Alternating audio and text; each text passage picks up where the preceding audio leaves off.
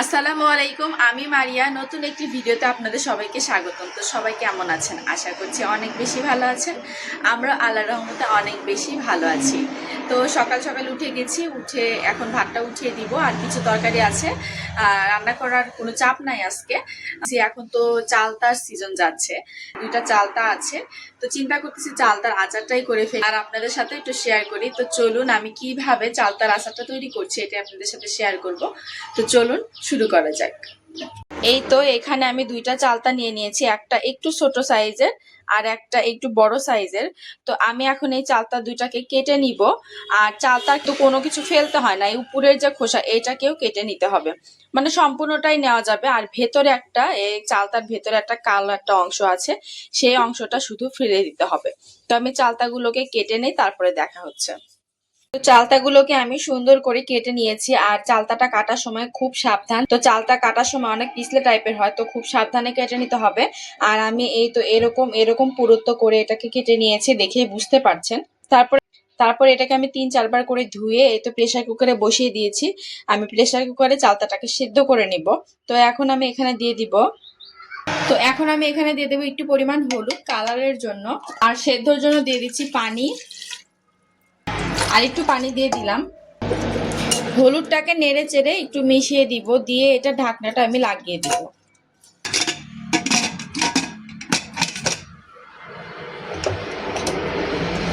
তো এখন এটার জালটা জ্বালিয়ে আমি এখানে 2টা সিটি দিয়ে নিব।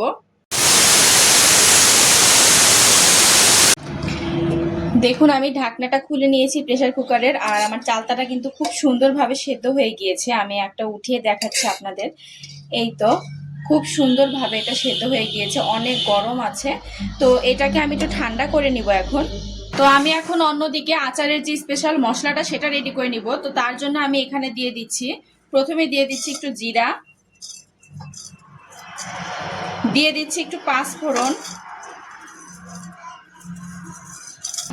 তারপরে আমি দিয়ে দিচ্ছি এই তো একটু ধনিয়া আর একটু সরিষা দিয়ে এখন এই সবগুলোকে ভালো করে ভেজে নিব।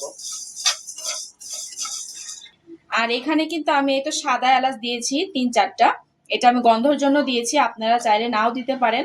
তো যখন দেখবেন এই মশলা থেকে অনেক সুন্দর একটা গন্ধ আসছে, তখন এই মশলাটা নামিয়ে নেবেন, আর ভাজতে হবে না। তো আমার মশলাটা ভাজা হয়ে গিয়েছে, আমি নামিয়ে নিচ্ছি। এখন আমি এই প্যানে কয়েকটা শুকনা মরিচ ভেজে নিব। এই তো আমি শুকনা মরিচটাকে উঠিয়ে নিয়েছি। এখন এই সবগুলোকে আমি সুন্দর করে গুঁড়া করে নিব। আমি মশলাগুলোকে গুঁড়া করে নিয়েছি, আর শুকনা মরিচটাকে আমি আলাদাই গুঁড়া করে নিয়েছি। এই তো দুইটাই আমার গুঁড়া করা হয়ে গিয়েছে। এখন আমি এই তো এখানে যে চালতাটা আছে, এই চালতাটাকে একটু হাত দিয়ে এরকম করে চেপে চেপে আমি এটাকে একটুখানি, মানে কি বলবো, থেতলে নিব। আর অনেকে চাইলে শিলপাটা এটা করতে পারে, কিন্তু আমি শিলপাটা আর করবো না, আমি হাত দিয়ে এভাবে চাপ দিলে যেহেতু হয়ে যাচ্ছে, তো আমি এটাকে হাত দিয়ে একটু থেতলে নিচ্ছি এইভাবে করে। তো আমি সবগুলো চালটা থেতলে নিয়েছি। এখন আমি আচারটা তৈরি করে নিব।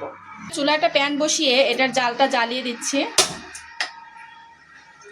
তো চুলার জালটা আমি জ্বালিয়ে দিলাম। এখন আমি এখানে দিয়ে দিচ্ছি পরিমাণ মতো সরিষার তেল। তেলের পরিমাণটা একটু বেশি দিয়ে দিচ্ছি, কেননা আচারে তেলের পরিমাণটা বেশি হলে ভালো লাগে। তো আমার তেলটা গরম হয়ে এসেছে, এখন আমি এখানে দিয়ে দিচ্ছি রসুন কুচি। এখন আমি দিয়ে দিচ্ছি 2টা তেজপাতা চিড়ে দিয়েছি, দিয়ে দিচ্ছি 4টা শুকনা মরিচ, আর দিয়ে দিচ্ছি একটু পাঁচফোড়ন। তো এই মশলাগুলো আমার ভাজা হয়ে এসেছে, এখন আমি এর ভিতরে দিয়ে দিচ্ছি চালতা। তো এই পর্যায়ে আমি দিয়ে দিচ্ছি স্বাদ মতো লবণ। টক ঝাল মিষ্টি আচারটা তৈরি করব, তো সেই জন্য লবণের পরিমাণটা আমি বুঝে শুনে দিয়ে দিলাম। আপনারাও লবণের টেস্টটা বুঝে দিয়ে দিবেন। এখানে দিয়ে দিচ্ছি লাল মরিচের গুঁড়া। এখন দিয়ে দিচ্ছি ওই তো শুকনা মরিচটা যে গুঁড়া করে রেখেছিলাম, সম্পূর্ণটা দিয়ে দিচ্ছি এখানে। তো এই সবগুলো একসাথে আগে ভালো করে মিক্স করে নিব।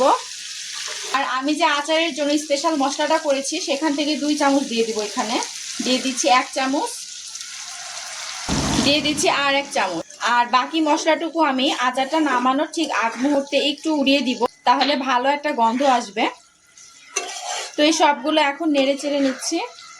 এই যে আমি এখন এখানে চিনিটা দিয়ে দিচ্ছি, যে যেমন মিষ্টি খেতে পছন্দ করেন ঠিক তেমন মিষ্টি দিয়ে দিবেন এখানে। তো আমি চিনিটা দিয়ে চালতাটাকে আবারও নেড়ে চেড়ে নিচ্ছি ভালোভাবে। তো চিনিটাকে ভালোভাবে নেড়ে চেড়ে নিলাম। এখন আমি মিডিয়াম আঁচে আচারটাকে তৈরি করে নিব। তো আমি ঢাকনাটা দিয়ে দিলাম, আর চুলার জালটা কিন্তু মিডিয়ামে থাকবে। তো আচারটাকে কিন্তু বারে বারে নেড়ে দিতে হবে। তো আমি এসেছি একটু নেড়ে দেওয়ার জন্য। দেখুন আচারটার কত সুন্দর কালার চলে এসেছে এখনই। আর এই পর্যায়ে আচারগুলো একটু এভাবে চেপে চেপে নাড়তে হবে, যেন আচারটা একটু থেতলে যায় আর ভেতরে সবকিছু ঢুকে যায়।